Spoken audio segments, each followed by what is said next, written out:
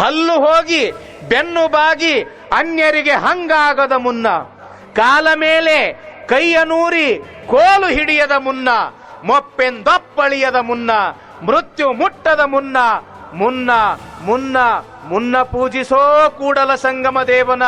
ಹುಚ್ಚ, 84 ಲಕ್ಷ ಜೀವರಾಶಿಗಳಲ್ಲಿ ಅತ್ಯಂತ ಶ್ರೇಷ್ಠವಾಗಿರ್ತಕ್ಕಂಥದ್ದು ಈ ಮನುಷ್ಯ ಜನ್ಮ. ಹೆಂಗ ಬಂದೈತಿ ಹಂಗ ಹೋಗಬಾರ್ದು. ಮುಪ್ಪು ಬರುವುದಕ್ಕಿಂತ ಮುಂಚೆ, ಮೃತ್ಯು ಬರುವುದಕ್ಕಿಂತ ಮುಂಚೆ ಯಾವ ಕೆಲಸದ ಸಲುವಾಗಿ ನೀ ಇಲ್ಲಿಗೆ ಬಂದಿದಿ ಆ ಕೆಲಸವನ್ನ ಮಾಡಿಕೊಂಡು ನೀ ಕಡಿಗಾಗಬೇಕು. ಅಂತೇನೆ ಯಾವ ಕೆಲಸ ನೀ ಮಾಡಕ್ ಬಂದಿದಿ ಅಂತಂದ್ರ ಇದ ಕೆಲಸ ಅಪ್ಪ, ಇದ ಕೆಲಸ. ಈ ಪ್ರಪಂಚದೊಳಗ ಯಾರು ದೊಡ್ಡವರಲ್ಲ, ಯಾರು ಸಣ್ಣವರಲ್ಲ. ನಾವೆಲ್ಲರೂ ಕೂಡ ಪರಮಾತ್ಮನ ಮಕ್ಕಳದೀವಿ. ಕೂಡಿ ಬಾಳಬೇಕು, ಕೂಡಿ ಉಣಬೇಕು, ಕೂಡಿ ಇರಬೇಕು, ಭಗವಂತನನ್ನು ನಂಬಬೇಕು. ಎಲ್ಲವೂ ಕೂಡ ಅಸ್ಥಿರ ಅದ, ಭಗವಂತ ಒಬ್ಬವನೇ ಶಾಶ್ವತ ಅದನ. ಈ ಮನುಷ್ಯ ಎಲ್ಲಿವರೆಗೆ ಈ ಭಾವನೆಯನ್ನ ತನ್ನ ಜೀವಮಾನದಲ್ಲಿ ತೆಗೆದುಕೊಳ್ಳುವುದಿಲ್ಲ ಅಲ್ಲಿ ತನಕ ಏನು ಪ್ರಯೋಜನ ಇಲ್ಲ, ಏನು ಪ್ರಯೋಜನ ಇಲ್ಲ. ಬಹಳ ಲಕ್ಷ್ಯ ಕೊಟ್ಟು ಕೇಳಬೇಕು. ಯಾವಾಗ ಮನೆಯಲ್ಲಿ ಒಂದು ಮಗು ಹುಟ್ಟುತ್ತದ, ಈತ ಮುಂದ ವಿದ್ಯಾವಂತ ಆಗತಾನೋ ಇಲ್ಲೋ ಅನ್ನೋದ್ರೊಳಗೂ ಕೂಡ ಸಂಶಯ ಅದ.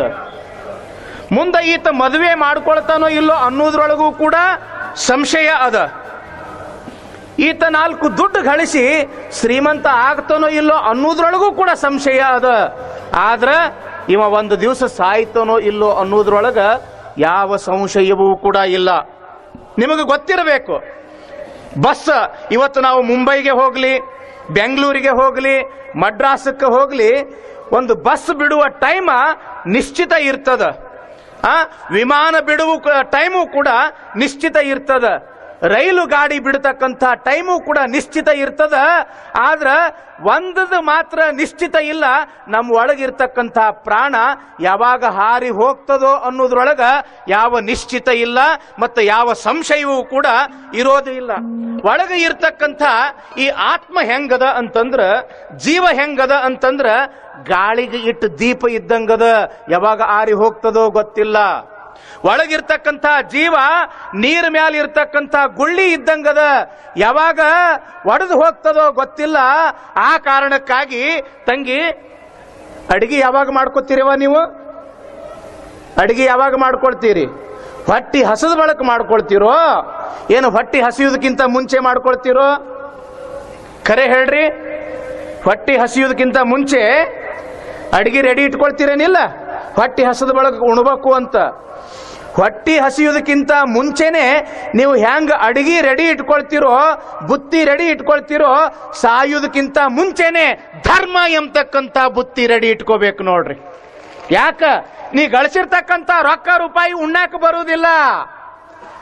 ನೀ ಯಾವಾಗ ಇಹಲೋಕವನ್ನ ಬಿಟ್ಟು ಪರಲೋಕಕ್ಕೆ ನಡೆದಿ ಪುಣ್ಯ ಅನ್ನೋ ಬುತ್ತಿ ಮಾತ್ರ ನಿನ್ನ ಜೊತೆಗೆ ಬರ್ತದ. ಅಂತ ಪುಣ್ಯ ಅನ್ನೋ ಬುತ್ತಿ ಕೊಡ್ತಕ್ಕಂಥದ್ದೇ ಬಸವ ಪುರಾಣ. ಈಗೇನು ನೀವು ಕೇಳಕತ್ತೀರಲ್ಲ, ಇದು ಪುಣ್ಯದ ಬುತ್ತಿ, ಇದು ಪುಣ್ಯದ ಬುತ್ತಿ.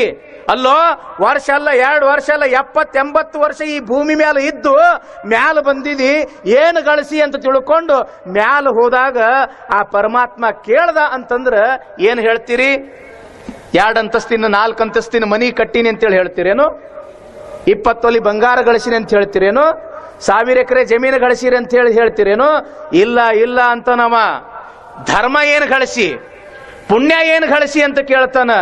ಆ ಕಾರಣಕ್ಕಾಗಿ ಯಾವ ರೀತಿಯಾಗಿ ವಸಂತ ಕಾಲ ಬಂತು ಅಂತಂದ್ರ ಮಾವು ಚಿಗುರ್ತದೋ, ಎಲ್ಲ ಪಶು ಪಕ್ಷಿ ಪ್ರಾಣಿಗಳಲ್ಲಿ ಒಂದು ಹೊಸ ಚೈತನ್ಯ ಬರ್ತದೋ, ನಮ್ಮ ಈ ಮುನವಳ್ಳಿ ಭಾಗಕ್ಕೆ ಹೆಂಗಾಗ್ಯದಂತಂದ್ರ ಬಸವ ಪುರಾಣ ವಸಂತದ ಗಾಳಿ ಬೀಸದಂಗ ಬೀಸಿ ಬಿಟ್ಟದ ನೋಡ್ರಿ.